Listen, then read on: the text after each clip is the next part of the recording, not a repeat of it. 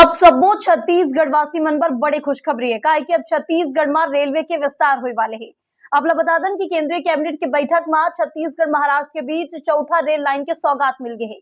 अब बता दें कि डोंगरगढ़ गोंदिया जिन लाइन है ला चौथा रेल लाइन की परियोजना समेत 4 मल्टी ट्रैकिंग रेलवे परियोजना के मंजूरी दे गए हैं। तो 2223 करोड़ के लागत ले 84 किलोमीटर के चेन चौथा रेल लाइन है लंबा रेल लाइन तैयार हो ही मुंबई हावड़ा हल्दिया कॉरिडोर ऊपर जन भीड़ है वो भी कम होने वाले है। और आप बता दें कि महाराष्ट्र ले छत्तीसगढ़ ला जोड़ी ऐसे में डोंगरगढ़ चेन है वो पर्यटन स्थल है धार्मिक स्थल है ऐसे में लोगन मन के यहाँ पहुंचे के जैन सुविधा है वो भी आसान हुई दूसरे राज्य ले कनेक्टिविटी बढ़ी और महानगर जैन महाराष्ट्र के महानगर में जाना है नागपुर जाना है मुंबई जाना है पुणे जाना है तो वहां की कनेक्टिविटी भी बढ़े वाले है।